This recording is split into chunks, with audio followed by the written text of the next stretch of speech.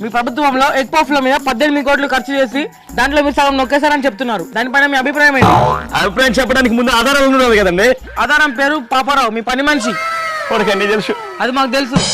పాపారావు నమస్కారం అయ్యా. నిజాలు కానీ చెప్పామంటే ఈ భూమి మీద నువ్వు ఉన్నావు, గొడ్డలు పోతే గొడ్డలు దాచానండి, మీకు దొరకదు. అసలు ఎగ్ పఫ్లు కొనుగోలు ఎలా జరిగింది?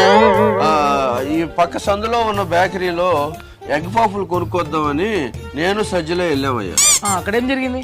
అలా ఒక్కొక్కటి 18 రూపాయలు చెప్పారయ్యా. 18 రూపాయలు దాన్ని 18 కోట్లు చేశారా? మరి పైలట్లు అందరు తిన్నారా? వాళ్ళు తినలేదయ్యా. అసలు వాళ్ళు తినక మీరు తినక అసలు ఏం చేశారు? అసలు మెయిన్ ట్విస్ట్ ఇక్కడే ఉందయ్యా. ఆ ఎగ్ పఫ్ల బ్యాడ్ స్మెల్ కి ప్యాలెస్ లోకి ఒక ఎలుక వచ్చింది. మరి ఎలుక తిందా? ఆ ఎలుకను పట్టుకోవడానికి ఇంకో 1,30,00,000 మళ్ళీ వీళ్ళే తిన్నారయ్యా. వామ్మో, పఫ్ల మీద 18 కోట్లు, ఎలుకను పట్టడానికి 1,30,00,000. దొబ్బేయడంలో కూడా 1+1 ఆఫరా? అలాంటి లోఫర్లు అయ్యాయి.